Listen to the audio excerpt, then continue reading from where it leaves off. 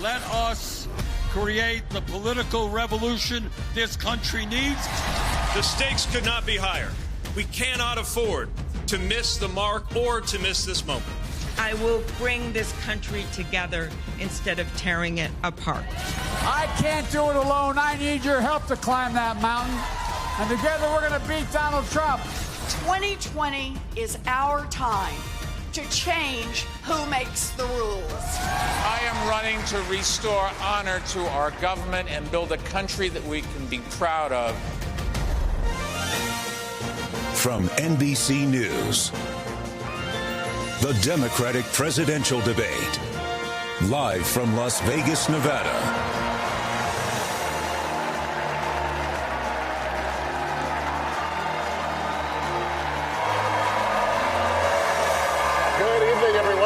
Holt, welcome to Las Vegas. Everything is on the line tonight. We're just 3 days before the critical Nevada caucuses. Here with me on the stage tonight, NBC News political director and moderator of Meet the Press, Chuck Todd. And NBC News chief White House correspondent and MSNBC anchor, Hallie Jackson. Also joining us is Telemundo senior correspondent Vanessa Hauc. And editor of the Nevada Independent, John Ralston, who has covered Nevada politics for more than 3 decades. The rules are this tonight. Candidates will get 1:15 to answer each question and 45 seconds for follow-ups. Now that the stage is narrowed to 6 candidates, we encourage each of you to directly engage with each other on the issues. So let's get to our first question. Since the last time you all shared the stage, Senator Sanders, a self-described Democratic socialist, has surged into the lead nationally in the Democratic race. And there's a new person on the stage tonight, Mayor Michael Bloomberg, a former Republican who spent millions of his own dollars to run in this race. What hasn't changed, a majority of Democratic voters still say their top priority is beating President Trump. Senator Sanders, the first question to you. Mayor Bloomberg is pitching himself as a centrist who says he's best positioned to win in November. Why is your revolution a better bet? In order to beat Donald Trump, we're going to need the largest voter turnout in the history of the United States. Mr. Bloomberg had policies in New York City of stop and frisk, which went after African-American and Latino people in an outrageous way. That is not a way you're going to grow voter turnout. What our movement is about is bringing working-class people together, black and white and Latino, Native American, Asian American, around an agenda that works for all of us and not just the billionaire class. And that agenda says that maybe, just maybe, we should join the rest of the industrialized world, guarantee health care to all people as a human right, raise that minimum wage to a living wage of $15 an hour, and have the guts to take on the fossil fuel industry because their short-term profits are not more important than the future of this planet and the need to combat climate change. Those are some of the reasons we have the strongest campaign to defeat Donald Trump. So Mayor Bloomberg, can Senator Sanders beat President Trump, and how do you want to respond to what else he said? I don't think there's any chance of the senator beating President Trump. You don't start out by saying, I've got 160 million people. I'm going to take away the insurance plan that they love. That's just not a ways that you go and start building the coalition that the Sanders camp thinks that they can do. I don't think there's any chance whatsoever. And if he goes and is the candidate, we will have Donald Trump for another 4 years, and we can't stand that. So I'd like to talk about who we're running against.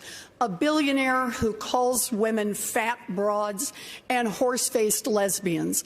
And no, I'm not talking about Donald Trump. I'm talking about Mayor Bloomberg. Democrats are not going to win if we have a nominee who has a history of hiding his tax returns, of harassing women, and of supporting racist policies like redlining and stop and frisk. Look, I'll support whoever the Democratic nominee is, but understand this. Democrats take a huge risk if we just substitute one arrogant billionaire for another. This country has worked for the rich for a long time and left everyone else in the dirt. It is time to have a president who will be on the side of working families and be willing to get out there and fight for them. That is why I am in this race, and that is how I will beat Donald Trump. Senator Klobuchar, what do you think the path is from this stage to the White House? What works? I think the path is a high voter turnout. I'm the one on this stage that had the highest voter turnout of any state in the country when I led the ticket, as well as bringing in rural and suburban voters. And I've done that as well. And I'm the only one with the receipts to have done that in Republican congressional districts over and over again. But I want to say this. I actually welcomed Mayor Bloomberg to the stage. I thought that he shouldn't be hiding behind his TV ads. And so I was all ready for this big day. And then I looked at the memo from his campaign staff this morning. And it said that he actually thought that 3 of us should get out of the way. That is what his campaign said, because we should pave the way for him to become the nominee. You know, I have been told as a woman, as someone that maybe no one thought was still going to be standing up on this stage, but I am because of pure grit and because of the people out there. I've been told many times to wait my turn and to step aside. And I'm not going to do that now, and I'm not going to do that because a campaign memo from Mayor Bloomberg said this morning that the only way that we get a nominee is if we step aside for him. I think we need something different than Donald Trump. I don't think you look at Donald Trump and say, we need someone richer in the White House. Thank you. Mayor Bloomberg, there's a lot for you to respond to there, so here's your opportunity. I think we have 2 questions to face tonight. One is, who can beat Donald Trump? And number 2, who can do the job if they get into the White House? And I would argue that I am the candidate that can do exactly both of those things. I'm a New Yorker. I know how to take on an arrogant con man like Donald Trump that comes from New York. I'm a mayor, or was a mayor. I know how to run a complicated city, the biggest, most diverse city in this country. I'm a manager. I knew what to do after 9/11 and brought the city back stronger than ever. And I'm a philanthropist who didn't inherit his money, but made his money. And I'm spending that money to get rid of Donald Trump, the worst president we have ever had. And if I can get that done, it will be a great contribution to America and to my kids. Vice President Biden, I'll let you weigh in here. In terms of who can beat Donald Trump, NBC did a poll yesterday. It says Joe Biden is best equipped to beat Donald Trump. That's what your poll said. And it said that I can beat him in those toss-up states, too, those states we have to win. I'm ahead by 8 points across the board. So in terms of being able to beat Donald Trump, I'm better positioned, according to your poll, than anybody else to beat Donald Trump. Number 1. Number 2, the mayor makes an interesting point. The mayor says that he has a great record, that he's done these wonderful things. Well, the fact of the matter is he has not managed his city very, very well when he was there. He didn't get a whole lot done. He had stop and frisk, throwing close to 5 million young black men up against the wall. And when we came along in our administration, the President Obama, and said we're going to send in a mediator to stop it, he said that's unnecessary. So we're going to get a chance to talk about the mayor's record. But in terms of who is best prepared to beat Donald Trump, look at your poll and what it says. Mayor Buttigieg, you'd like to weigh in? Yes, we've got to wake up as a party. We could wake up 2 weeks from today, the day after Super Tuesday, and the only candidates left standing will be Bernie Sanders and Mike Bloomberg, the 2 most polarizing figures on this stage. And most Americans don't see where they fit if they've got to choose between a socialist who thinks that capitalism is the root of all evil and a billionaire who thinks that money ought to be the root of all power. Let's put forward somebody who actually lives and works in a middle-class neighborhood in an industrial Midwestern city. Let's put forward somebody who's actually a Democrat. Look,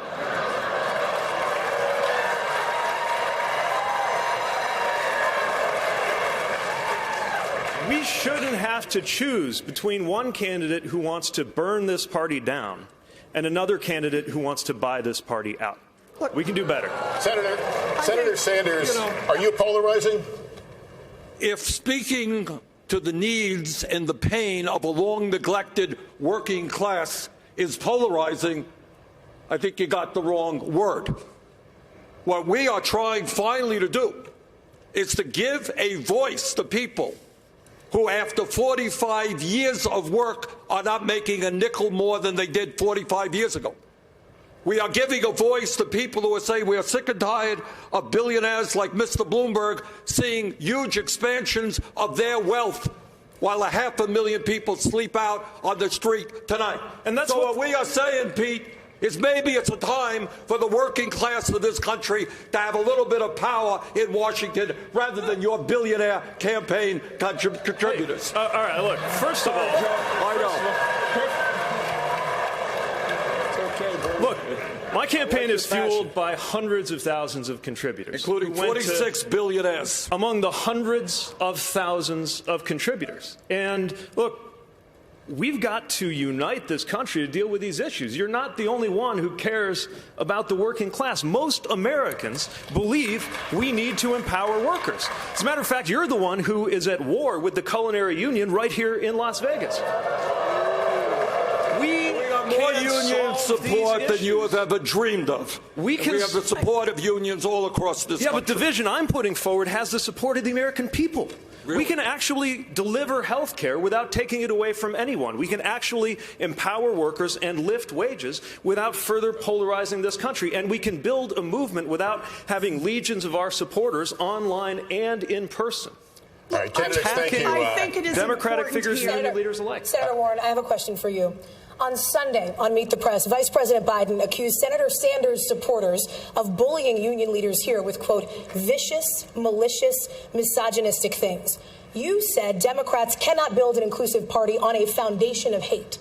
Are Senator Sanders and his supporters making it harder for Democrats to unify in November? Look, I have said many times before, we are all responsible for our supporters, and we need to step up. That's what leadership is all about.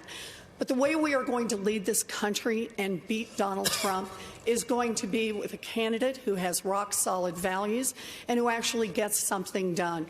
When Mayor Bloomberg was busy blaming African Americans and Latinos for the housing crash of 2008, I was right here in Las Vegas, literally just a few blocks down the street, holding hearings on the banks that were taking away homes from millions of families. That's when I met Mr. Estrada, one of your neighbors. He came in to testify, and he said he thought he'd done everything right with Wells Fargo. But what had happened? They took away his house in a matter of weeks. This man stood there and cried while he talked about what it was like to tell his two little daughters that they might not be in their elementary school, that they might be living out of their van. I spent the next years making sure that would never happen again. Wall Street fought us every inch of the way on a consumer agency. They lost, and I won. We need a candidate with unshakable values and a candidate who can actually get something done for working people. Thank you, Senator. That's why I'm in this race, Senator, and that's how I'll beat Donald Trump. Senator Sanders. We have over 10.6 million people on Twitter, and 99.9% of them are decent human beings, are working people, are people who believe in justice, compassion, and love. And if there are a few people who make ugly remarks, who attack trade union leaders, I disown those people. They are not part of our movement. But let me also say what I hope my friends up here will agree with, is that if you look at the Wild West of the Internet, talk to some of the African-American women on my campaign, talk to Senator Nina Turner, talk to others, and find the vicious, racist, sexist attacks that are coming their way as well. So I would hope that all of us understand that we should do everything we possibly can to end the viciousness and ugliness on the Internet. Our campaign is about issues. It's about fighting for the working families and the middle class. It is not about vicious attacks on other people. Senator, when you say that you disown these attacks and you didn't personally direct them, I believe you. Well, thank you. But at a certain point, you got to ask yourself, why did this pattern arise? Why is it especially the case among your supporters? I don't think it is especially the case, by the way. That's just not true. Look, well, people know. Pete, if you want to talk to some of the women on my campaign, what you will see is the most ugly, sexist, racist attacks that are, I won't even describe them here. They're so disgusting. And let me say something else about this, not being too paranoid. All of us remember 2016. And what we remember is efforts by Russians and others to try to interfere in our election and divide us up. I'm not saying that's happening, but it would not shock me. I saw some of those tweets regarding the Culinary Workers Union. I have a 30-year, 100% pro-union voting record. Do you think I would support, or anybody supports me, would be attacking union leaders? It's not thinkable. But leadership is about what you draw out of people. It's about how you inspire people to act. And right now we're in this toxic political environment. Leadership isn't just about policy. I think, at least in broad terms, we're largely pulling in the same direction on policy. But leadership is also about how you motivate people to treat other people. And I think you have to accept some responsibility and ask yourself what it is about your campaign in particular that seems to be motivating this behavior more than others. Because in order to turn the page on the Trump era, we're going to need a president, not just a candidate who can win, but a president who can move us forward. Stop sexism on the internet. We could nominate a woman for candidate for President of the United States. I think that might go a long way if we showed our stuff as a party. And the other thing I want to talk about is really what is at the core of this issue between Senator Sanders and the Culinary Union. And that is this. These are hardworking people, housekeepers like Elizabeth and I met with last night, who have health care plans that have been negotiated over time, sweat and blood. And that is the truth for so many Americans right Senator, now. thank you. There are 149 million Americans that would lose their current health insurance under Senator Sanders' bill. Senator, that's what it says on page 8. And I don't think we should forget that. On that note, I want to turn it over to my colleague, Chuck Todd. Senator Sanders, I'm going to stay on this topic, on the culinary, on this issue with the Culinary Union. Obviously, their leaders are warning their members about that your health care plan will take away their health care plan, take away private insurance completely. There are some Democrats who like you a lot, but worry that this plan, Medicare for All, is going to take away private insurance and that it goes too far. Are they right? No. Let me be very clear. 2 points. For 100 years, from Teddy Roosevelt to Barack Obama, this country has been talking about the need to guarantee health care for all people. And yet today, despite spending twice as much per capita, Chuck, twice as much as any other major country on earth, we got 87 million who are uninsured or underinsured. We got over 60,000 people who die every year because they don't get to a doctor on time. We're getting ripped off outrageously by the greed and corruption of the pharmaceutical industry, which in some cases charges us 10 times more for the same drugs because of their price fixing. 500,000 people go bankrupt every year because they can't afford medical bills. So let me be very clear to my good friends in the Culinary Workers Union, a great union. I will never sign a bill that will reduce the health care benefits they have. We will only expand it for them, for every union in America, and for the working class of this country. Senator Warren, you were all in on Medicare for All, and then you have since came up with a transition plan. Is it because of the impact on unions? So I want to be clear. I've been to the Culinary Union's healthcare facilities.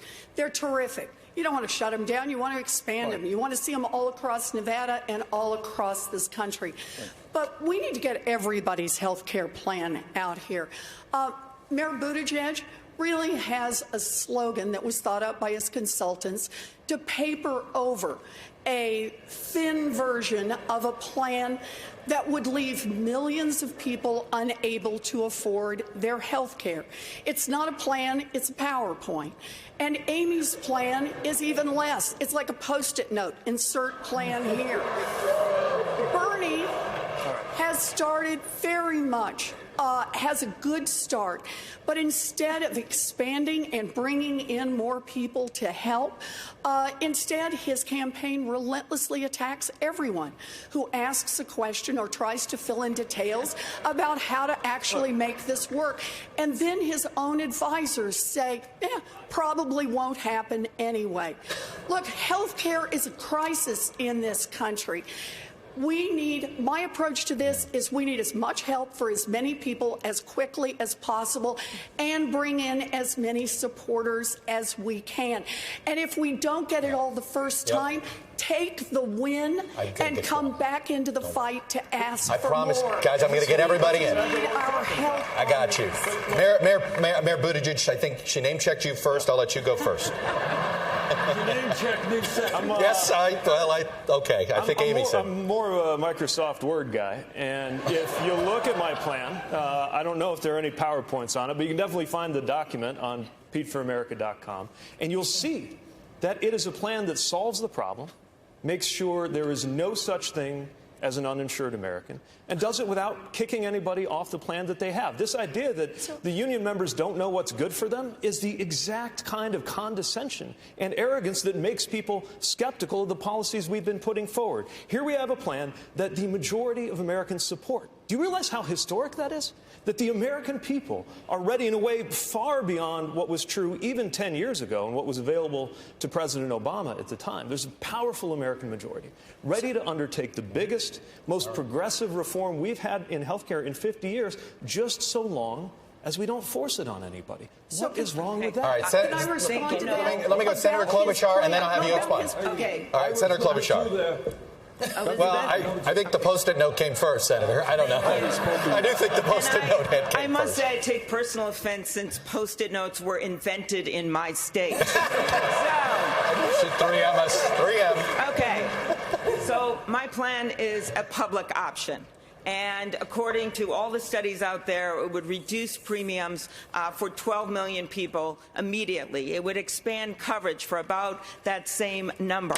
It is a significant thing. It is what Barack Obama wanted to do from the very beginning. And the way I look at it, since we're in Vegas, when it comes to your plan, Elizabeth, and Bernie's on Medicare for All, you don't put your money on a number that's not even on the wheel. And why is Medicare for All not on the wheel? Why is it not on the wheel? Because 2/3 of the Democratic senators are not even on that bill. Because a bunch of the new House members that got elected see the problems with blowing up the Affordable Care Act. They see it right in front of them.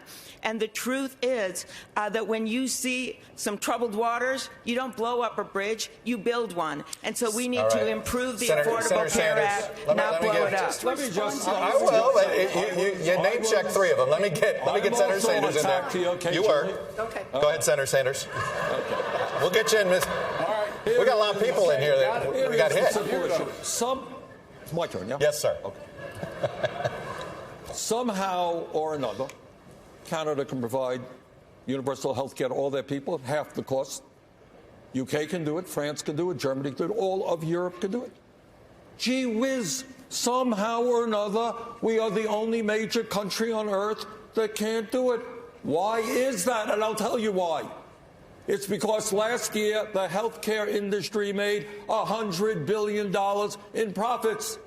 Pharmaceutical industry, top 6 companies, $69 billion in profit. And those CEOs are contributing to Pete's campaign and other campaigns up here. Let's clear this up. up. So maybe it is finally time that we said as a nation, enough is enough.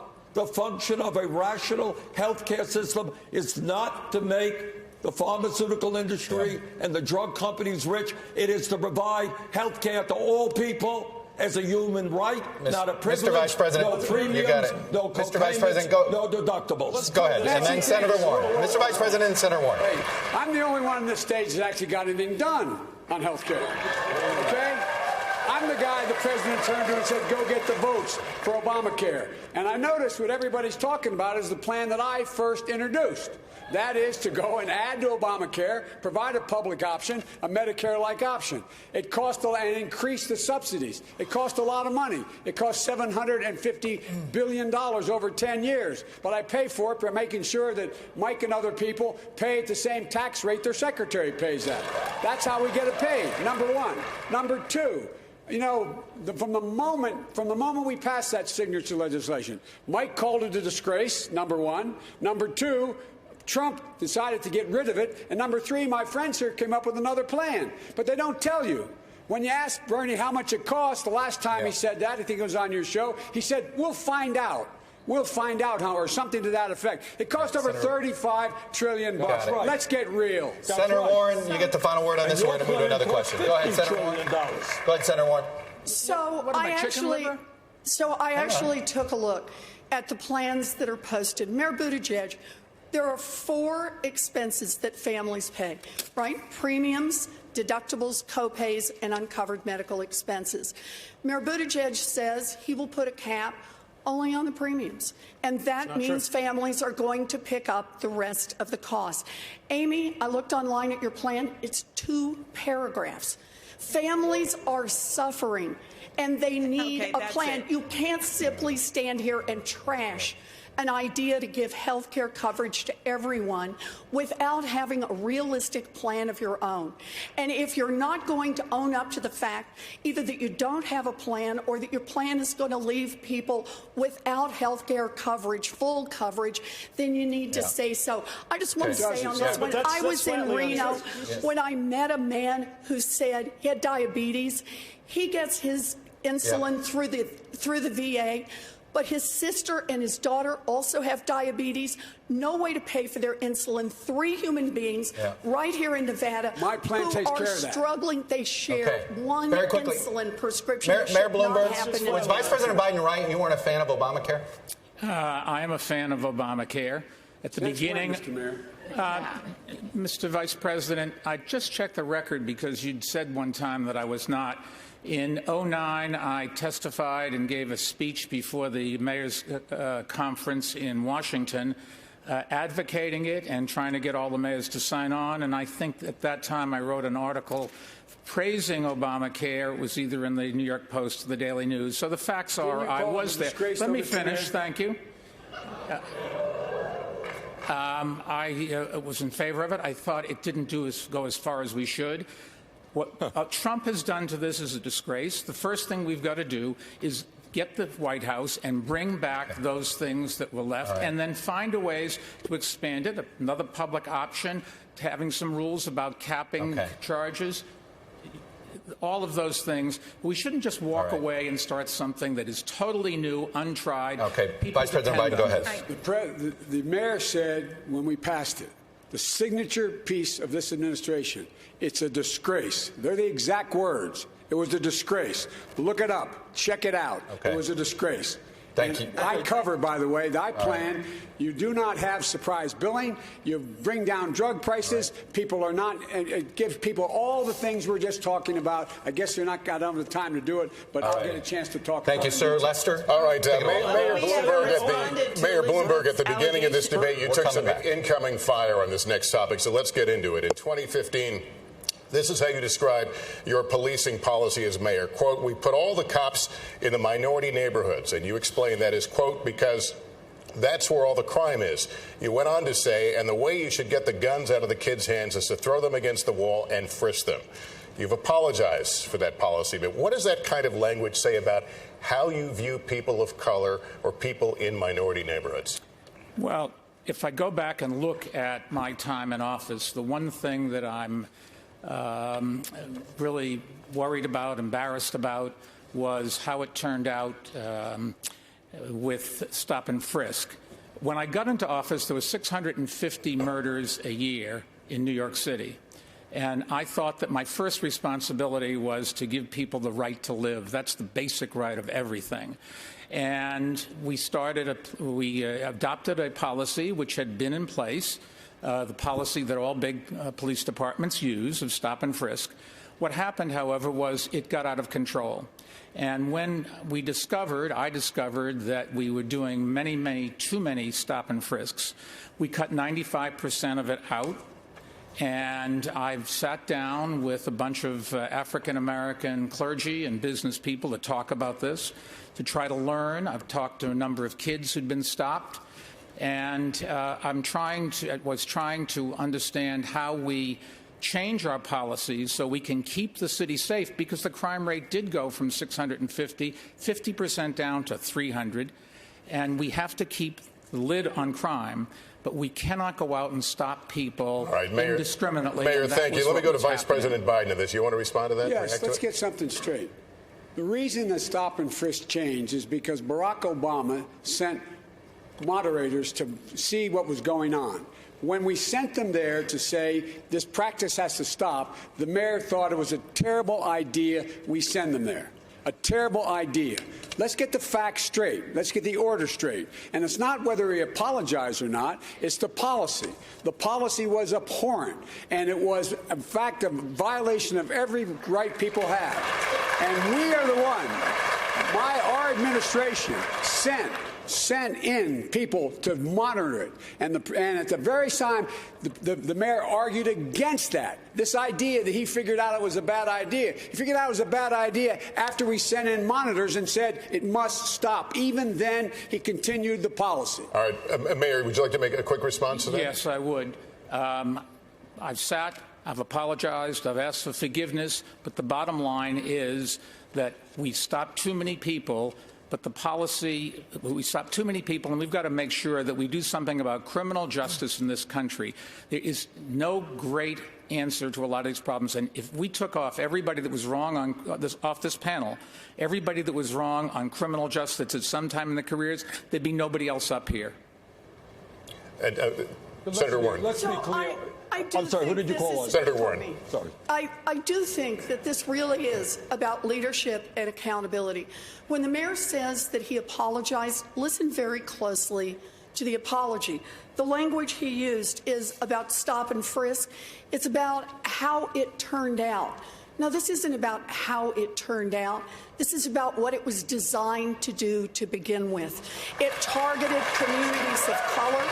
It targeted black and brown men from the beginning.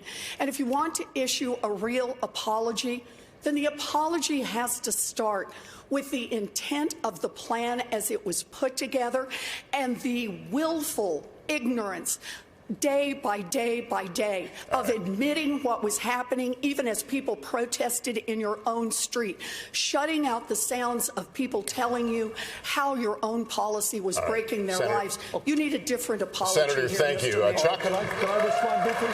Let me get Senator Klobuchar. We're going to stay on this topic. We're going to stay on this topic, but I want to get something in here with Senator Klobuchar. When you were the top prosecutor in Minneapolis, Senator, there were at least 24 instances where police were involved in the deaths of civilians. None of those officers were prosecuted. You did prosecute a black teenager who was sentenced to life in prison, despite what are now serious doubts about the evidence. Now, the Minneapolis chapter of the NAACP has recently called for you to suspend your campaign over that case because some new evidence has come out since. Big picture, why should black and Latino voters trust your judgment now if it appears you may have gotten it wrong then? First, I'll start with that case. It is very clear that any evidence, if there is new evidence, even old evidence, it should be reviewed by that office and by the county attorney. That must happen. I have called for that review. This was a case involving an 11-year-old African-American girl named Taisha Edwards who was shot doing her homework at her kitchen table. 3 people were convicted. One of the cases is the one that is being was investigated by a journalist, and I think it's very important that evidence come forward. In terms of the police shootings that you noted, those went to a grand jury, every single one of them, and I've made very clear for months now that, like so many prosecutors, I think those cases, in my time, they were all going to the grand jury. It was thought that was the best way to handle them in many jurisdictions. You think you should have spoke up? You didn't speak up at the time, should you? I actually did speak up on something very similar, and that was when our police chief in Minneapolis tried to take the investigations of police shootings into his own hands, and I strongly said I disagreed with that. Now I do believe also that a prosecutor should make those decisions herself. And the last thing I will say, because you asked the question about voting, I have the support of African Americans in my community in every election. I had strong support and strong support of leadership, and that's because I earned it. And this is going to be on me to earn it. You earn it with what you stand for when it comes to equal opportunity. You earn it with the work that I have done, the leadership I've shown on voting rights. And yes, you earn it with the work that must be done on criminal justice reform. Hallie Jackson. I want to talk about transparency here because many Democrats, including most of you on stage, have criticized President Trump for his lack of transparency. But Senator Sanders, when you were here in Las Vegas in October, you were hospitalized with a heart attack. Afterwards, you pledged to make, quote, all your medical records public. You've released 3 letters from your doctors, but you now say you won't release anything more. What happened to your promise of full transparency? Well, I think we did. Let me tell you what happened. First of all, you're right.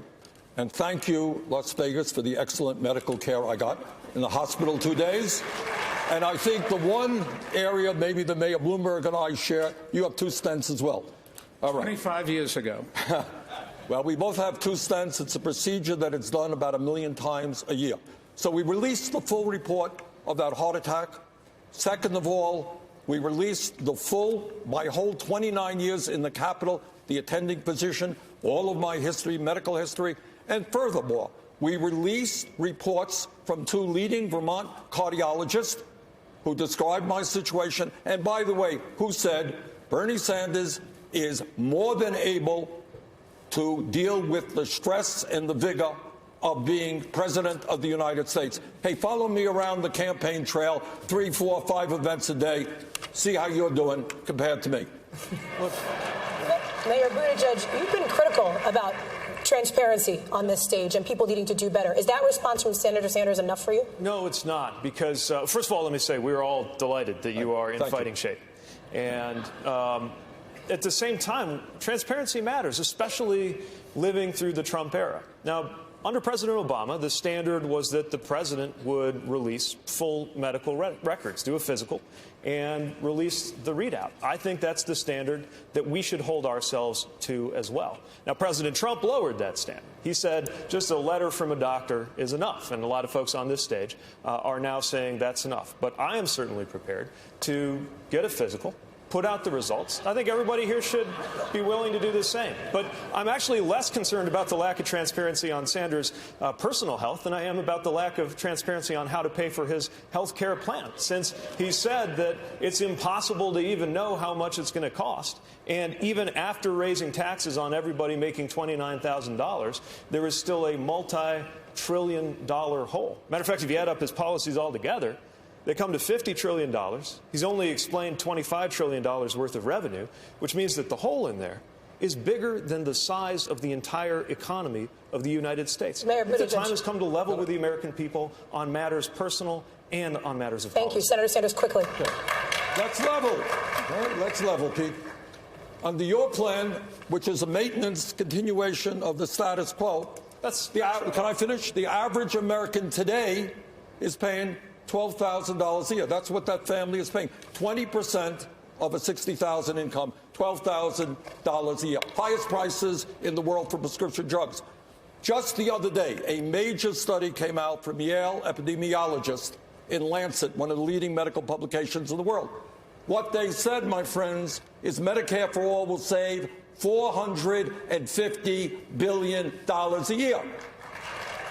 Because we are eliminating the absurdity of thousands of separate plans that require hundreds of billions of dollars of administration. And by the way, ending the $100 billion a year in profiteering from the drug companies and the insurance companies. Mayor Bloomberg, I want to go to you on this.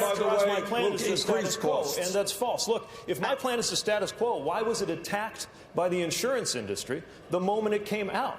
And on issue after issue after issue, this is what Senator Sanders is saying. If you're not with him, if you're not all the way on his side, then you must be for the status quo. Well, you know what? That is a picture that leaves most of the American people out. I want to go to Mayor Bloomberg on this, the transparency issue. Very briefly on transparency, Mayor Bloomberg, your campaign has said that you would eventually release your tax records when it comes to transparency. But people are already voting now. Why should Democratic voters have to wait? It just takes us a long time. Unfortunately or fortunately. Could I comment on that? Fortunately, I make a lot of money, and we do business all around the world, and we are preparing it. The number of pages will probably be thousands of pages. I can't go to TurboTax, but I put out my tax return every year for 12 years in City Hall. We will put out this one. It tells everybody everything they need to know about every investments that I make and where the money goes. And the biggest item is all the money I give away. And we list that, every single donation I make, and you can get that from our foundation anytime you want. Okay, yeah, I'm just looking at my husband in the front row that has to do our taxes all the time. We probably could go to TurboTax. And the point of this is I believe in transparency. I had a physical, by the way. It came out well. We might all be surprised if my blood pressure is lower than Mayor Pete's. That might really shock everyone out there. And I think you should release your records from your physical. Secondly, when it comes to tax returns, everyone up here has released their tax returns, Mayor. I think, and it is a major issue because the President of the United States has been hiding behind his tax returns, even when courts order him to come forward with those tax returns. And I think, I don't care how much money anyone has. I think it's great you got a lot of money, but I think you've got to come forward with your tax returns. Senator, I want to get to you in a second. Mayor Bloomberg, quick response to Senator Klobuchar. We're releasing them. They'll be out in a few weeks, and that's just as fast as I can do it. Remember, I only entered into this race 10 weeks ago. All of my associates here have been at this for a couple of years. And we do That's not. Right. We have. Engaging with voters. Let me ask you about something else, Mr. Mayor, because Mayor Bloomberg, let me ask you about something else. And get it done. Senator Warren. I wish it were that simple. I'll let you get in here, but Mayor Bloomberg. It would save me a lot of money. Let me ask you about something else. Several former employees have claimed that your company was a hostile workplace for women. When you were confronted about it, you admitted making sexually suggestive remarks, saying, quote, "That's the way I grew up." In a lawsuit in the 1990s, according to the Washington Post, one former female employee alleged that you said, quote, "I would do you in a second." Should Democrats expect better from their nominee? Let me say a couple things, and if I can have my full minute and a quarter, thank you. I have no tolerance for the kind of behavior that the Me Too movement has exposed. And anybody that does anything wrong in our company, we investigate it. And if it's appropriate, they're gone that day. But let me tell you what I do in my company and my foundation and in city government when I was there.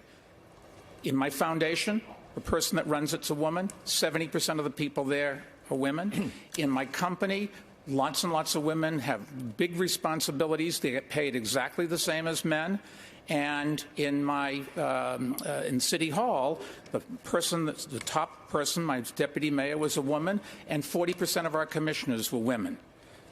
I am very proud of the fact that about 2 weeks ago, we were awarded, we were voted the the best place to work, second best place in America. If that doesn't say something about our employees and how happy they are, I don't know what does. Senator Warren, you've been critical of Mayor Bloomberg on this issue. Yes, I have, and I hope you heard what his defense was. I've been nice to some women. That just doesn't cut it. The mayor has to stand on his record, and what we need to know is exactly what's lurking out there. He has gotten some number of women, dozens, who knows, to sign non-disclosure agreements, both for sexual harassment and for gender discrimination in the workplace. So, Mr. Mayor, are you willing to release all of those women from those non-disclosure agreements so we can hear their side of the story?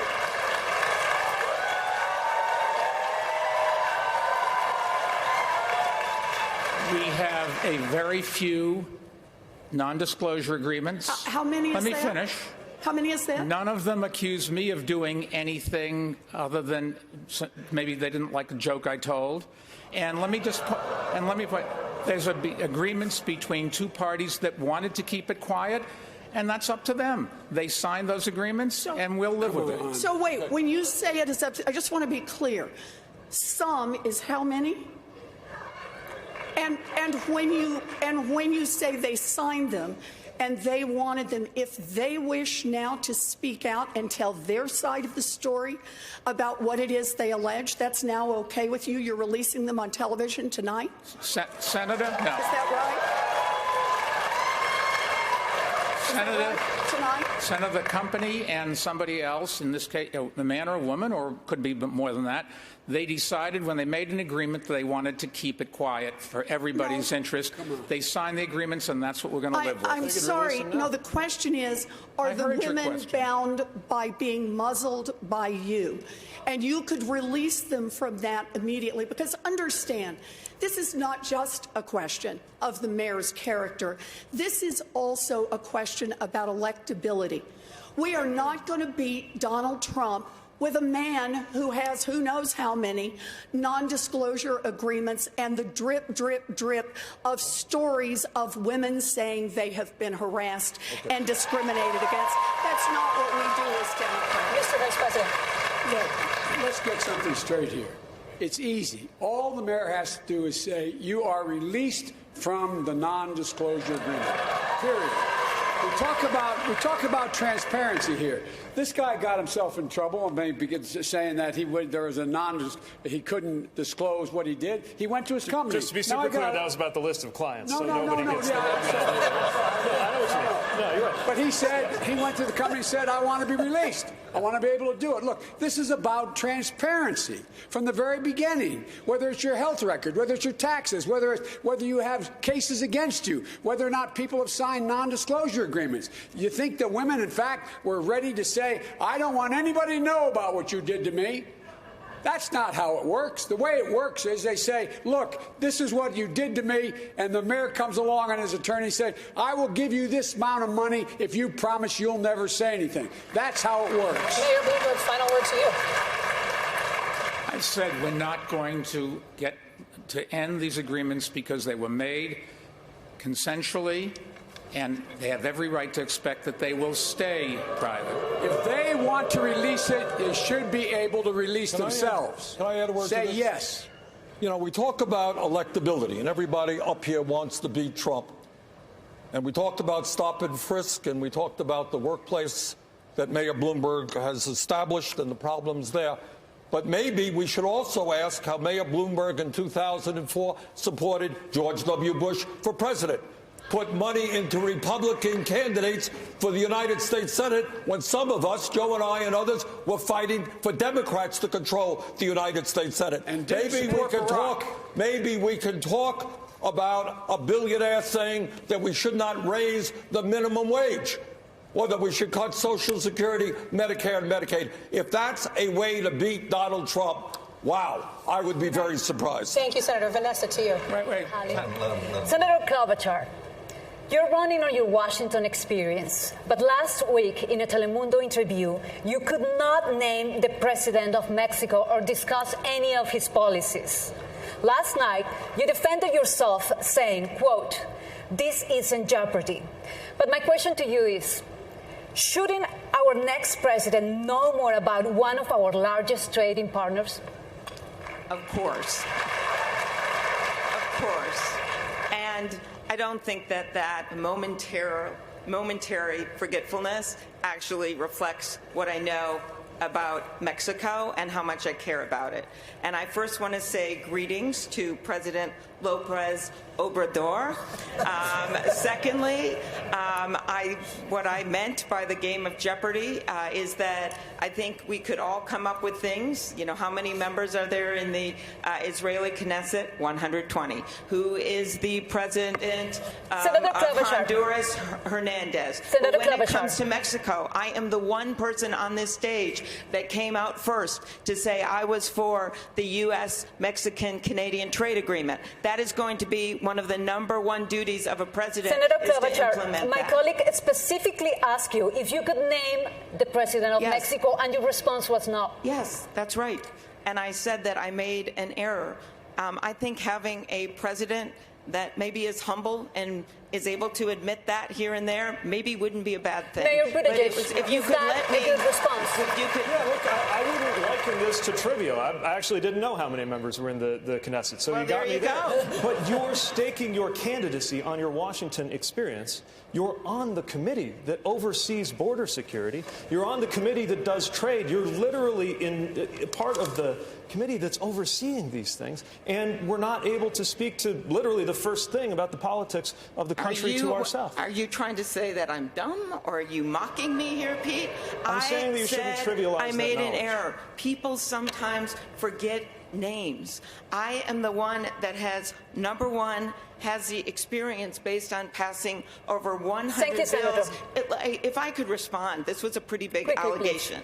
He's basically saying that I don't have the experience to be president of the United States. I have passed over 100 bills as the lead Democrat since being in the U.S. Senate. I am the one, not you, that has won statewide in congressional district after congressional district. And I will say, when you tried in Indiana, Pete, to run, what happened to you? You lost by over 20 points to someone who later lost to my friend Joe Donnelly. So don't tell me about experience. What unites us here is we want to win. Right. And I think we should put a proven winner in charge of the ticket. This is a race for Mayor president. Buttigieg. This is a race for president. If winning a race for Senate in Minnesota translated directly to becoming president, I would have grown up under the presidency of Walter Mondale. This is different. And the reason that I think we need to talk about Washington experience is that we should ask what that experience has led to. Experience is, and certainly tenure is not always the same thing as judgment. We're going to talk about votes in the Senate in Washington. Let's talk about it. Let's talk about a major policy. Next question is next question. Hello. Thank you. Senator Warren and Mayor Bloomberg, this question is for you. I want to talk about, and maybe this is appropriate here. Can I just defend Senator Klobuchar for a minute? This is not right. I understand that she forgot a name. It happens. It happens to everybody on this stage. Look, you want to ask about whether or not you understand trade policy with Mexico? Have at it. And if you get it wrong, man, you ought to be held accountable for that. You want to ask about the economy and you get it wrong, you ought to be held accountable. You want to ask about 1,000 different issues and you get it wrong, you ought to be held accountable. But let's just be clear. Missing a name all by itself does not indicate that you do not understand what's going on. And I just think this is unfair. Senator Warren, you're right. Senator Warren, you're right. But Senator Klobuchar could not discuss Mexican policy Fair either. enough. I'm the only one who knows this man and met with him. I do have to respond. Come on, man. I called him up. You have just invoked my name again, and I ask you to look at the interview I did directly after the forum, which we went into great detail on Latin American policy. And I want to say one thing about Mayor Pete, where we just disagree. He was asked on a debate stage about the Mexican cartels, which are bad criminal organizations. He said that he would be open to classifying them as terrorist organizations. I actually don't agree with that. That is a very valid debate to have. I don't think that would be good for our security coordination with Mexico, and I think you got that wrong. Well, I've spent more time in Mexico than anybody. Can I get a chance to say something? Hold on. Vice President. Thank you. Look, I'm the only one who spent extensive hundreds of hours in Latin America. I've met with this president. I've met with the last president, the one before that. I've been deeply involved in making sure that we have a policy that makes more sense than this god-awful president we have now. I'm the guy that put together $750 million to provide help for those Latin American countries that are the reason why people are leaving, because there's nothing for them to stay for. I've spent hours and hours and hours. And so you want to talk about experience in Washington. It's good to know with whom you're talking. It's good to know what they think. It's good to know what you think. And it's good to be able to have a relationship. That's what it's about.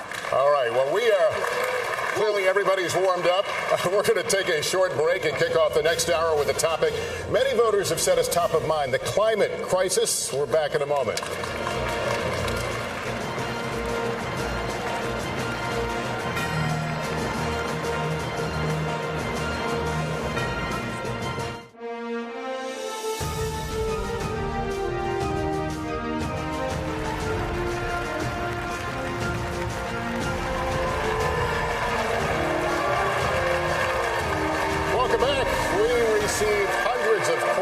from Democratic voters, and many of them were about the climate crisis. It's an issue that uniquely impacts Nevadans. John Ralston from the Nevada Independent kicks us off now.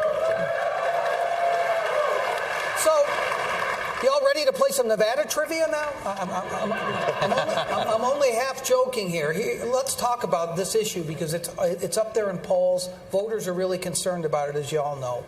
What you might not know is that Las Vegas and Reno are the vibrant economic engines for the state of Nevada and are also two of the fastest warming cities in the country. In certain months of the year, the heat is already an emergency situation for residents and for tourists walking up and down the Strip. So I'm going to start with you, Mr. Vice President. What specific policies would you implement that would keep Las Vegas and Reno livable, but also not hurt those economies? It is the existential threat that humanity faces, global warming. I went out to Tech, and you have a facility where you have one of the largest solar panel arrays in the world. And when the fourth stage is completed, we'll be able to take care of 60,000 homes for every single bit of their needs.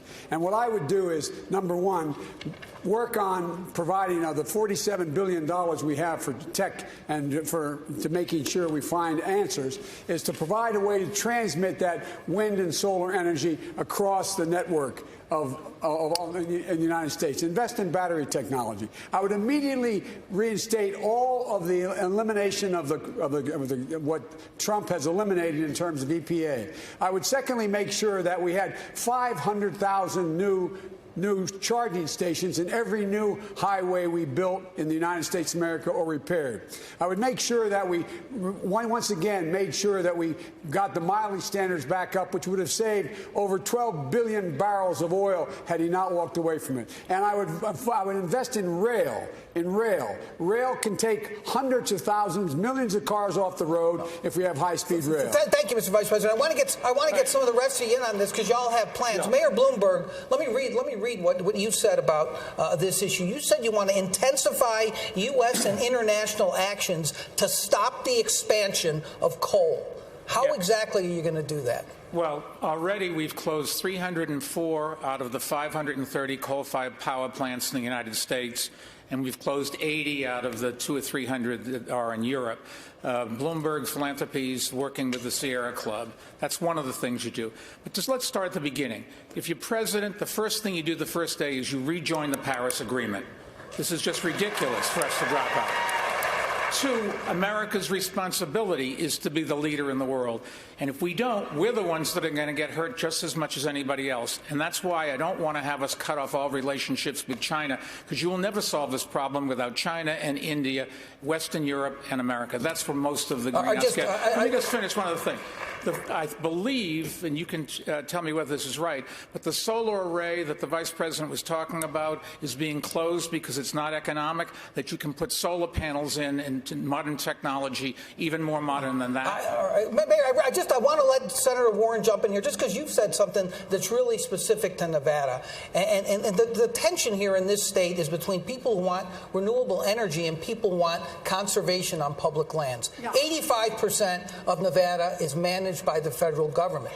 You have said that you are going to have an executive order that would stop drilling on public land, stop mining, which is a huge industry here. You got to have lithium. You got to have copper for renewable energy. How do you do that? So, look, I think we should stop all new drilling and mining on public lands and all offshore drilling. If we need to make exceptions because there are specific minerals that we've got to have access to, then we locate those and we do it not in a way that just is about the profits of giant industries, but in a way that is sustainable for the environment. We cannot continue to let our public lands be used for profits by those who don't care about our environment and are not making it better. Look, I'm going to say something that is really controversial in Washington, but I think I'm safe to say this here in Nevada. I believe in science, and I believe that the way that we're going to deal with this problem is that we are going to increase by tenfold our investment in science. There's an upcoming $27 trillion market worldwide for green, and much of what is needed has not yet been invented. My proposal is let's invent it here in the United States and then say, we invented in the U.S., you've got to build it in the U.S. That's a million new manufacturing We're going to jobs. stick to this topic, but Senator Sanders, I'm going to move to fracking. You want a total ban on natural gas extraction, fracking in the next 5 years. The industry obviously supports a lot of jobs around the country, including thousands in the battleground state of Pennsylvania. One unit official there told the New York Times, quote, if we end up with a Democratic candidate that supports a fracking ban, I'm going to tell my members that either you don't vote or you vote for the other guy. What do you tell these workers? It's supporting a big industry right now, sir. What I tell these workers is that the scientists are telling us that if we don't act incredibly boldly within the next 6-7 years, there will be irreparable damage done, not just to Nevada, not just to Vermont or Massachusetts, but to the entire world. Joe said it right.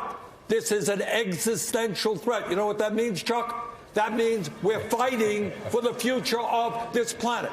And the Green New Deal that I support, by the way, will create up to 20 million good-paying jobs as we move our energy system away from fossil fuel to energy efficiency and sustainable energy. This is a moral issue, my friends. We have to take the responsibility of making sure that the planet we leave our children and grandchildren is a planet that is healthy and habitable, that is more important than the profits of the fossil fuel industry. I want to keep this going. Senator Klobuchar, you're not on the same page at a total ban of fracking. You call it a transitional fuel. But scientists are sounding this alarm now. Do you take these warnings that maybe fracking is a step backwards, not a step forward, not a transition? I've made it very clear that we have to review all of the permits that are out there right now for natural gas and then make decisions on each one of them and then not grant new ones until we make sure that it's safe. But it is a transitional fuel. And I want to add something that really hasn't been brought up by my colleagues. This is a crisis, and a lot of our plans are very similar to get to carbon neutral by 2045, 2050, something like that.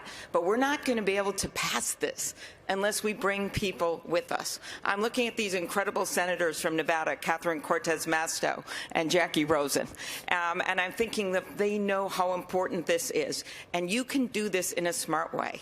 One, get back into that international climate change agreement. Two, clean power rules, bring those back. And the president can do this herself without Congress, as well as the gas mileage standard. But when it comes to putting a price on carbon, this is very important, Chuck. We have to make sure that that money goes back directly as dividends to the people that are going to need help for paying their bills. Otherwise, we're not going to pass it. So there has to be a heart to the policy to get this done. Senator Warren, address the worker issue, if you don't mind, as well. Can you address the worker issue?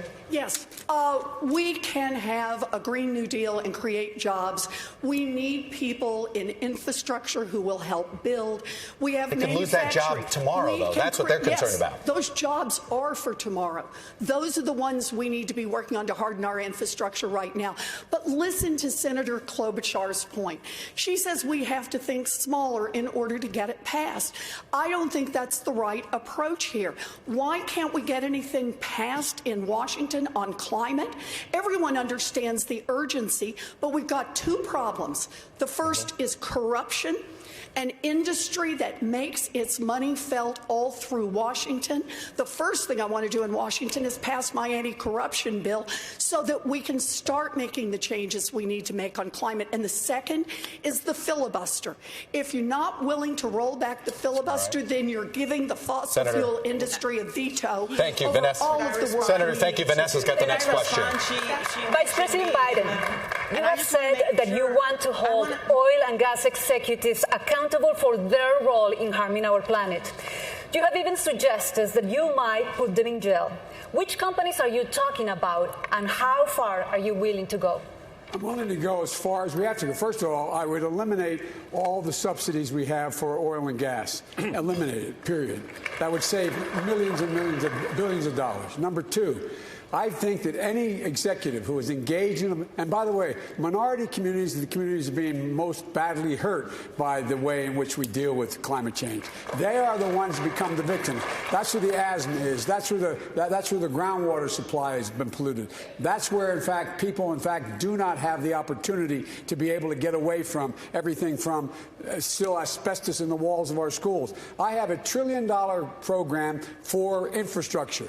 That will provide for thousands and thousands of new jobs, not $15 an hour, but $50 an hour plus benefits. Unions being able to do that. And what it does is it will change the nature. Look, here's the last point I want. My time's going to run out. Here's the last point I want to make to you. On day one, when I'm elected president, I'm going to invite all of the members of the Paris Accord to Washington, D.C. They make up 85% of the problem. They know me. I'm used to dealing with international relations. I will get them to up the ante Vice in a big President way. Biden, you didn't answer to my questions. I thought I did. What would you do with these companies that are responsible for the destruction of our planet? What would I do with them? I would make sure they, number one, stop. Number two, if you demonstrate that they, in fact, have done things already that are bad and they've been lying, they should be able to be sued. They should be able to be held personally accountable. And they should, and not only the company, not the stockholders, but the CEOs of those companies. They should be engaged. And it's a little bit like, look, this is the industry we should be able to sue. We should go after, just like we did the drug companies, just like we did with the tobacco companies. The only company we can't go after are gun manufacturers because my buddy here. But that's we're going to stay. We're going to stay on the topic. My question is to Mayor Bloomberg. Mayor Bloomberg, your business is heavily invested in China. I think you mentioned that a few questions back. The #1 producer in the world of carbon emissions. How far would you go to force China to reduce those emissions and tackle the climate crisis? Well, you're not going to go to war with them. You have to negotiate with them and try to, and we've seen how well that works with tariffs that are hurting us.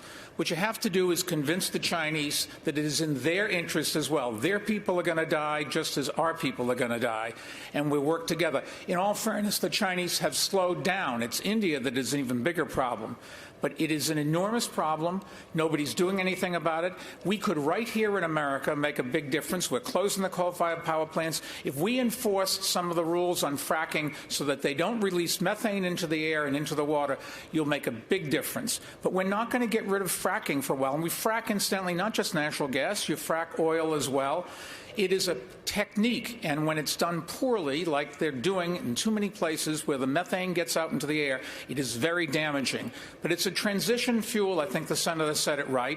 We want to go to all renewables, but that's still many years from now. And before, I think the senator mentioned 2050 for some data.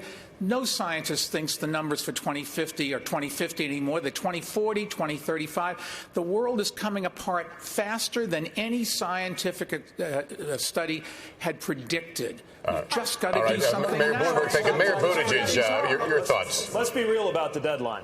It's not 2050, it's not 2040, it's not 2030, it's 2020. Because if we don't elect a president who actually believes in climate science now, we will never meet any of the other scientific or policy deadlines that we need to.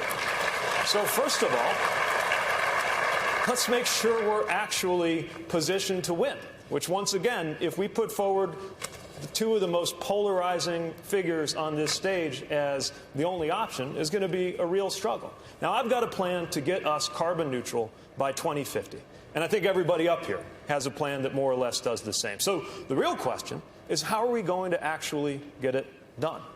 We need leadership to make this a national project that breaks down the partisan and political tug of war that prevents anything from getting done. How do you do it?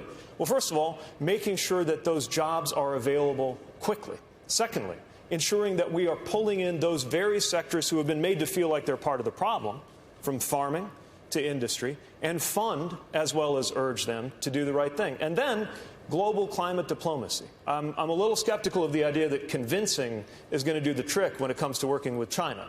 America has repeatedly overestimated our ability to shape Chinese ambitions. But what we can do is ensure that we Mayor Buttigieg, let me hear from Senator Warner to enforce what has to happen. Yes, I want to make sure that the question of environmental justice gets more than a glancing blow in this debate, because for generations now in this country, toxic waste dumps, polluting factories have been located in or near communities of color over and over and over. And the consequences are felt in the health of young African-American babies. It's felt in the health of seniors, people with compromised immune systems. It's also felt economically.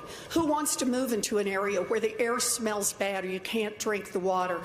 I have a commitment of $1 trillion to repair the damage that this nation has permitted to inflict on communities of color for generations now.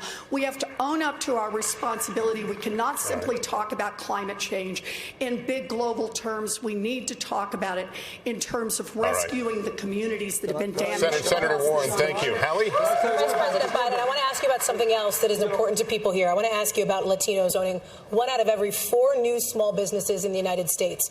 Many of them have benefited from President Trump's tax cuts, and they may be hesitant about new taxes or regulations. Will taxes on their small businesses go up under your administration? No. Taxes on small business won't go up. Matter of fact, we're going to make sure there's more money available for small businesses in the Latino community and the black community to be able to get the capital to start businesses.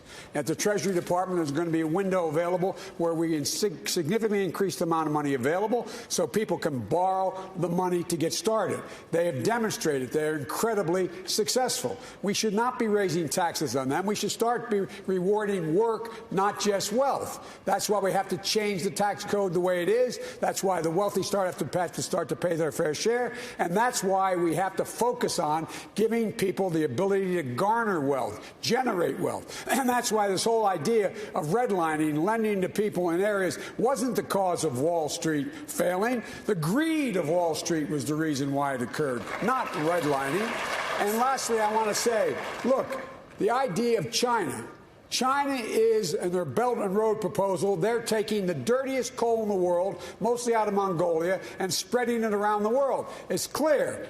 Make it clear when you call them to Washington in the first 100 days. If you continue, you will suffer severe consequences because the rest of the world will impose tariffs on everything you're selling because you are undercutting the entire economy. Thank you, Mr. Vice President. Mayor Buttigieg, will taxes on those businesses go up under you? Not if they are small businesses. I mean, what we've got to do is level the playing field where a company like Amazon or Chevron is paying literally zero on billions of dollars in profits. And it puts small businesses like the ones that are revitalizing my own city, often Latino-owned on our west side, at a disadvantage.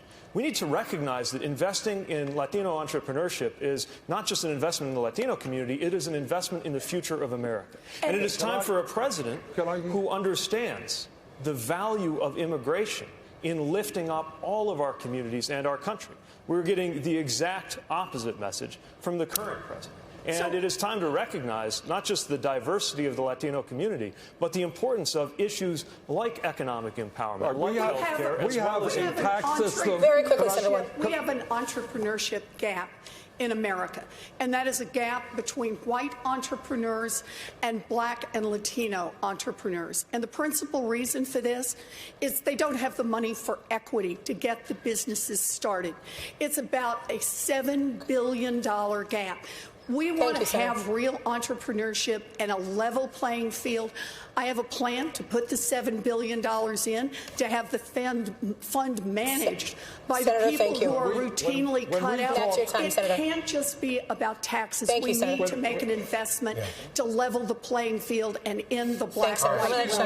Look, I want to get at something. Mayor Bloomberg, the vice president talked about redlining. The only one here that started a business. Mayor Bloomberg, you seem to imply that redlining and stopping stopping redlining is somehow contributed to the financial crisis. That's exactly wrong. And that was the implication that came out in the quote. So I want to give you a chance to clarify this. I've been well on the record against redlining since I worked on Wall Street. I was against it during the financial crisis. I've been against it since. The financial crisis came about because the people that took the mortgages packaged them and other people bought them. That was where all the disaster was. Redlining is still a practice some places, and we've got to cut it out. But it's just not true. What I was going to say, maybe want to talk about businesses. I'm the only one here that I think that's ever started a business. Is that fair? Okay.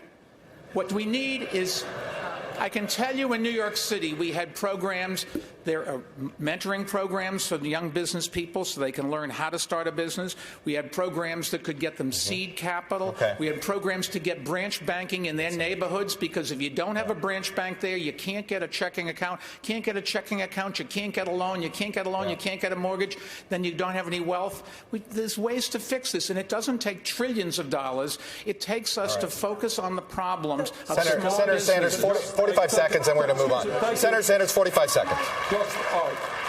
You know, when we talk about a corrupt political system bought by billionaires like Mr. Bloomberg, it manifests itself in a tax code in which not only is Amazon and many other major corporations, some owned by the wealthiest people in this country, not paying a nickel in taxes, we have the insane situation that billionaires today, if you can believe it, have an effective tax rate lower than the middle class.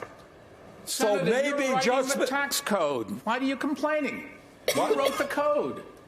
You did. You and your campaign. 99 senators. You and your not me. You and your campaign contributions electing people who represent the wealthy and the powerful. Yes, those are the folks. Democrats. Thank you. Well, and Republicans too. Okay. And George W. Bush as well. Chuck. Senator Klobuchar, let me address. I was thinking I understand that, but Senator Klobuchar, Klobuchar, boxing rematch on Saturday in Vegas, and those guys should go down there. Senator Klobuchar, I actually want to get you to something about Senator Sanders tweeted last year: billionaires should not exist. Okay. What say you? I believe in capitalism, but I think the goal of someone in government and a president of the United States should be a check on that. I'm not going to limit what people make, but I think right now our tax code is so tilted against regular people, and that is what's wrong. I was thinking of your question about small businesses. The small businesses I talk to, they have trouble getting employees because their employees don't have child care. We should have universal child care. And we have not been talking enough about Donald Trump. And let's just talk about Donald Trump, because he signed that tax bill that helped the wealthy, and he went down to Mar-a-Lago, and he said to all his friends, you just got a lot richer. That is Exhibit A, and I can tell you the hardworking people in Nevada were not in that room. So the key to me is to not limit what people can make, but make sure that we have a government that is fair for everyone. So, Senator Sanders, what did you mean that you don't think they should exist? What I mean. What did that mean? We have a grotesque and immoral distribution of wealth and income. Mike Bloomberg owns more wealth than the bottom 125 million Americans. That's wrong. That's immoral. That should not be the case when we got 500,000 people sleeping out on the streets, when we have kids who cannot afford to go to college, when we have 45 million people dealing with student debt. We have enormous problems facing this country, and we cannot continue seeing a situation where in the last 3 years, billionaires in this country saw an $850 billion increase in their wealth. Congratulations, Mr. Bloomberg. But the average American last year saw less than a 1% increase in his or her income. That's wrong. Mayor Bloomberg, should you exist? I can't speak for all billionaires. All I know is I've been very lucky, made a lot of money, and I'm giving it all away to make this country better. And a good chunk of it goes to the Democratic Party as well. Is it too much? Have you earned too much money? Has it been an obscene amount of... Should you have earned that much money? Yes. I worked very hard for it, and I'm giving it away. All right. Thank you. Hallie. Wait a minute, Judge. Senator Sanders has a proposal that would require all large companies to turn over up to 20% of their ownership to employees over time.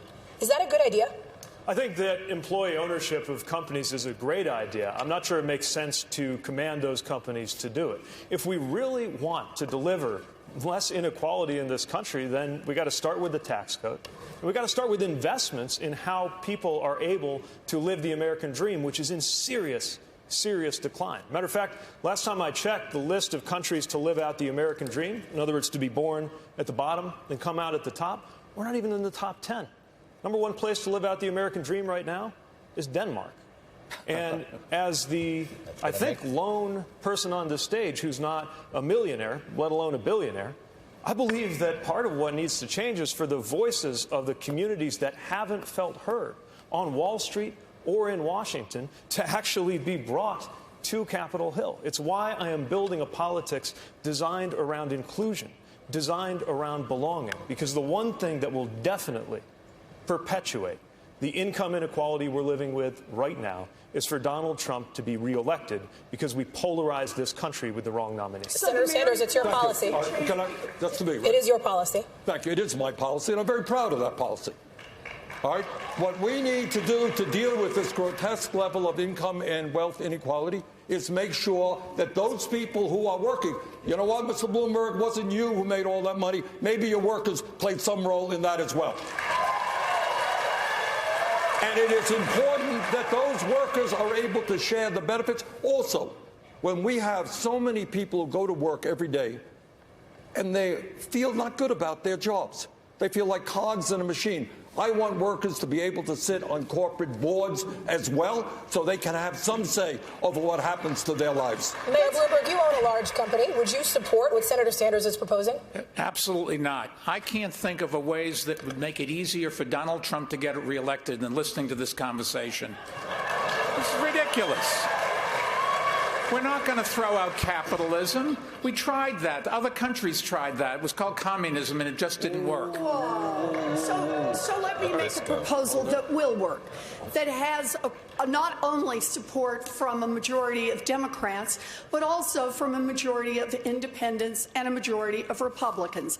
And that is a 2-cent wealth tax on all fortunes above $50 million. You hit $1 billion, you got to pay a few pennies more.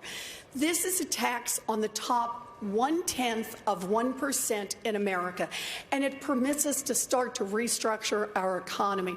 It means we can afford universal child care for every baby in this country age 0 to 5. It means we can have universal pre-K for every child in America. It means we can raise the wages of every child care worker and preschool teacher and stop exploiting the black and brown women who do this work.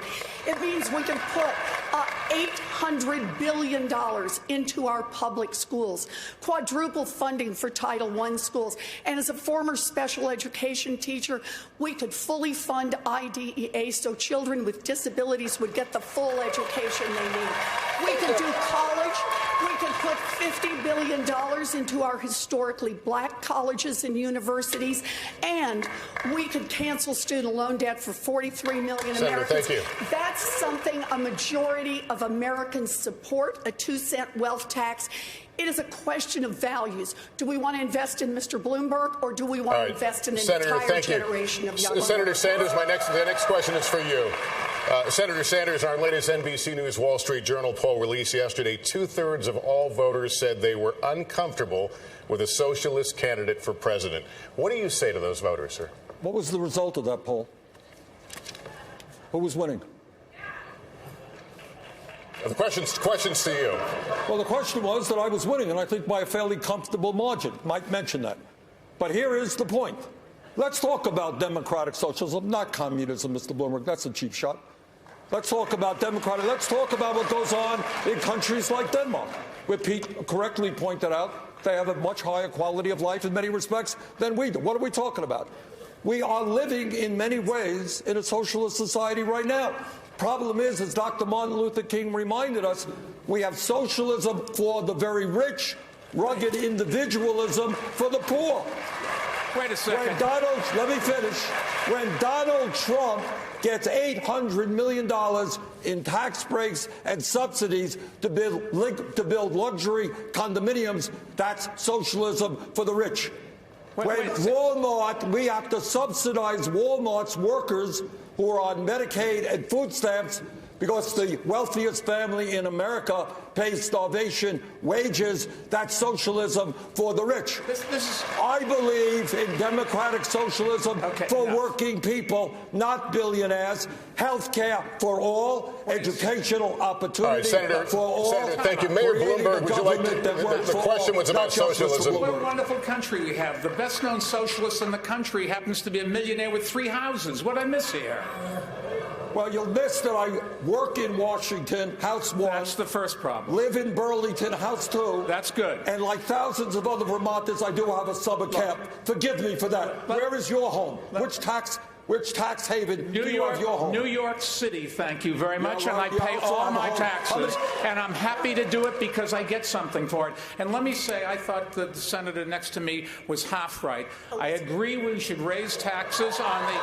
No. I disagree with the senator on the wealth tax, but I do agree with her that the rich aren't paying their fair share. We should raise taxes on the rich. I did that as mayor in New York City. I raised taxes, and if you take a look at my plans, the first thing I would do is try to convince Congress, because they've got to do it, we can't just order it, to roll back the tax cuts that the Trump administration put in with through Congress. All right, Vice President Biden, weigh in on this question of Americans' feeling about socialist candidates. Well, look, let me weigh in on, for 36 years and as vice president, I was listed as the poorest man in Congress. I made money when I wrote a book about my son, and it surprised me how much it sold. First time I ever made any money. And here's the deal. The fact is that we ought to start rewarding work, not just wealth. The idea that we have a tax rate for corporate America at 21% is ridiculous. It should be at 28%. That would raise almost $800 billion a year. The idea that we have companies not paying anything at all, they should have a minimum tax of 15%. That would raise another $740 billion a year. The idea that you're able to have a capital gains tax that you pay at the rate of 20% if you are if you are Mike Bloomberg or whomever has a whole lot of money, and someone else is paying at your staffer is paying at 25% is wrong. That would raise another $800 billion. We should be rewarding work, not just wealth. And the American people, the middle class is getting killed, and the poor have no way up. All right. Vice President Biden, thank you. Chuck? Mayor Buttigieg, I want to get you in on this because, in 2000, you wrote an award-winning essay. You praised Senator Sanders. You specifically praised him for embracing socialism. You have now since said that you're concerned about his policies. But I am curious about this. Are you out of touch with your own generation? Millennials, by a big chunk, embrace his version of democratic socialism. You do not. Are you out of touch with your generation? No. Look, it's true that I was into Bernie before it was cool. He was thank you, congressman at the time. And the qualities I admired then are qualities I still respect a great deal. I never said that I agree with every part of his policy views, then or now, but I appreciate that at least he's straightforward and honest about him. He's honest about the fact that taxes will go up on anybody making more than $29,000 to fund his health care plan, although, again, a little bit vague about how the rest of that You're not being gap honest. Premiums would be eliminated. But you're still raising those taxes, and but when we're you saving do it, people money because they don't pay any premiums, out-of-pocket expenses, co-payments, or deductibles. They're going to be much better off. But where's the other $25 trillion supposed to come from? At a certain point, you got to do the math. Well, we got it all up there on the internet. It's a payroll tax. A payroll tax. No, but even after the payroll tax, you still have a because we have a wealth tax. Elizabeth has a good one. Ours is a little bit tougher on Mr. Bloomberg than hers. We're going to raise it in a progressive way, which deals with income and wealth inequality, and make certain, finally, that health care in this country is a human right, not a privilege. 45 seconds. Senator Warren, I'm just going to close it out here. You went out of your way. You went out of your way to call yourself a capitalist, to separate yourself from him. Why? Yes, because I am. Look, Democrats want to beat Donald Trump, but they are worried. They are worried about gambling on a narrow vision that doesn't address the fears of millions of Americans across this country who see real problems and want real change. They are worried about gambling on a revolution that won't bring along a majority of this country. Amy and Joe's hearts are in the right place, but we can't be so eager to be liked by Mitch McConnell that we forget how to fight the Republicans. Mayor Buttigieg has been taking money from big donors and changing his positions. So it makes it unclear what it is he stands for other than his Senator, own. thank you. Senator Klobuchar, go ahead. You got it. Senator Klobuchar, Mayor Pete, you've had it. Senator Klobuchar, go ahead. You got the floor for 45. Thank you. Go. Number one, I have repeatedly said that we have to win big. And the way we win big is winning states like Nevada, but also winning the Senate races in Arizona and in Colorado and beyond. And the reason we want to do that is to send Mitch McConnell packing. And I think when you look at my history, I am the one that has done that. I am the one that can lead this ticket. And just because I am willing to talk about common ground, that's where America is. It is not with Mitch McConnell, who has 400 bills on his desk that should pass if we get rid of him. It is because I am willing to work with people and find common ground, and that's what we want in a President Elizabeth. Let's catch we a breath don't want here. someone that looks at just plans. Senator, thank you. We need to take another break here. We'll return to the Paris, Las Vegas in just a moment.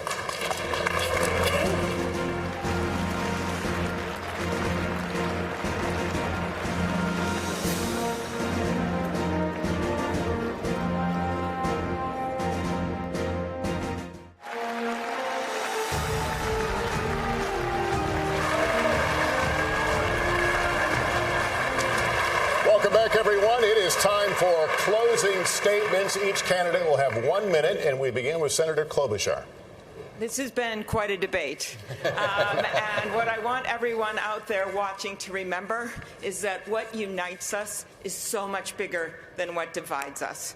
And that we need a candidate that can bring people with her. Yes, a fired-up Democratic base, but also independents and moderate Republicans. And I've done that every single time. I have won every race down to 4th grade. A lot of boasting up here, so thought I'd add that. Secondly, you need someone who can govern. And I have passed over 100 bills as the lead Democrat.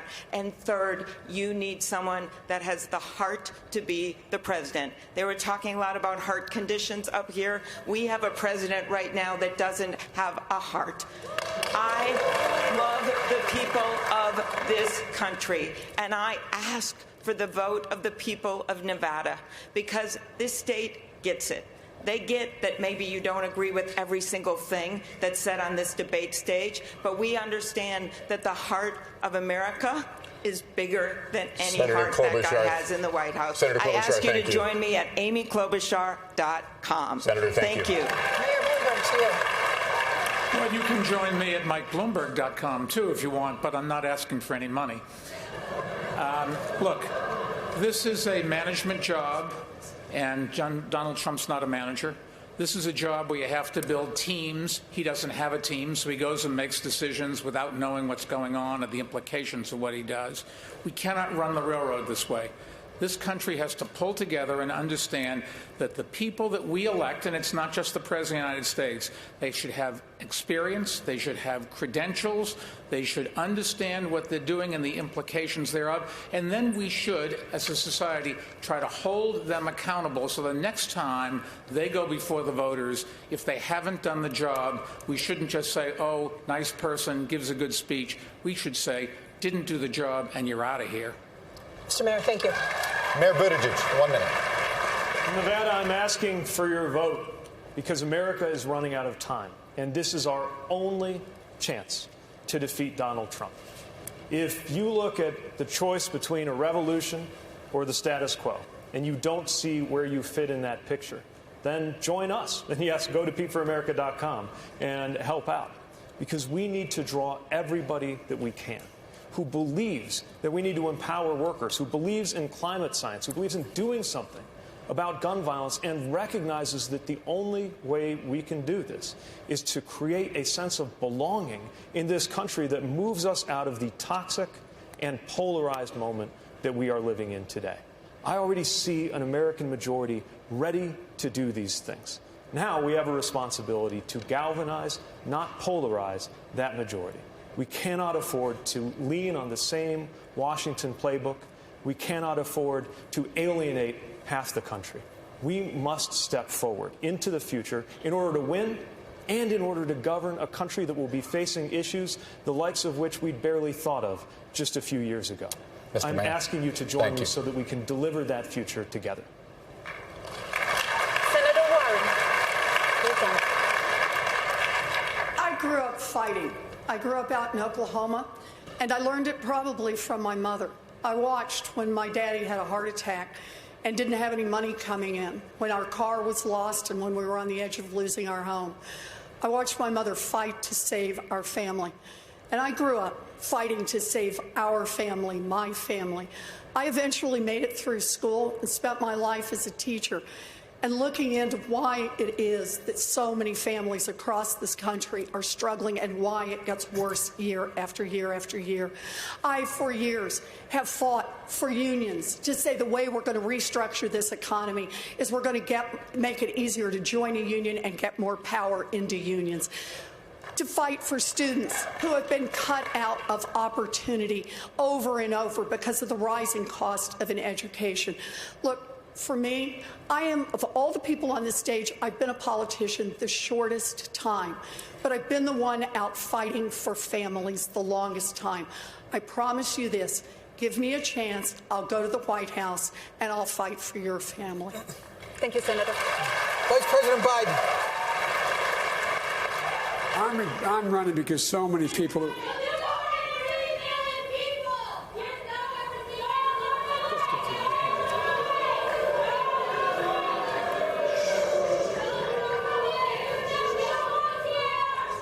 Please give us a moment. We'll clear the room and let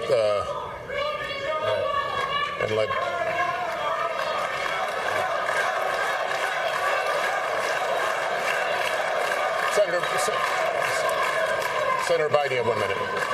Look, I'm running because so many people are being left behind. People I grew up with in Scranton. When my dad lost his job, lost his house, had to move. We moved to Claymont. We found ourselves in a position where we had little ability to get anything done. And my dad worked like hell. I learned a lot. I've been knocked down a whole hell of a lot. I know what it's like to be knocked down. But I know you have to get back up. We have to provide some safety and security for the American people.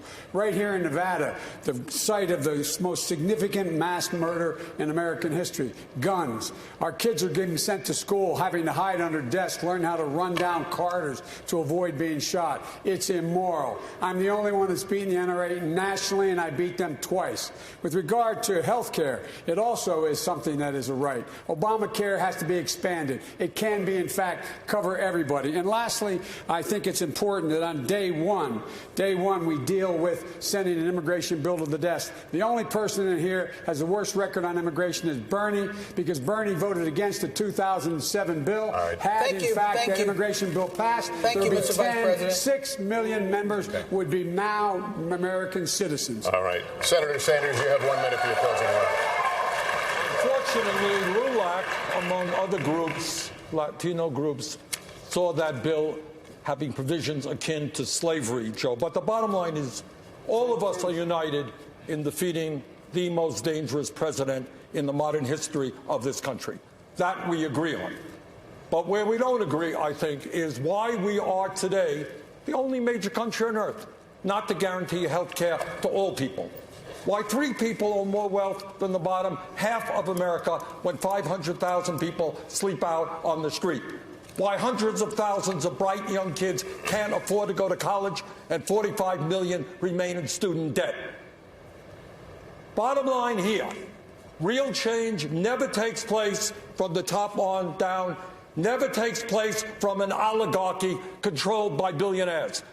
We need to mobilize millions of people to stand up for justice. That's our campaign. Join us at BernieSanders.com. Thank you.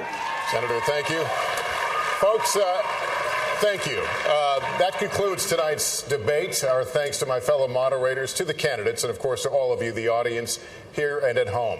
The Nevada caucuses are this Saturday, with the South Carolina primary just 1 week later. Then the big prize, Super Tuesday, on March 3rd. We'll be following it all for you. For now, for all of us at NBC News, I'm Lester Holt. Good day.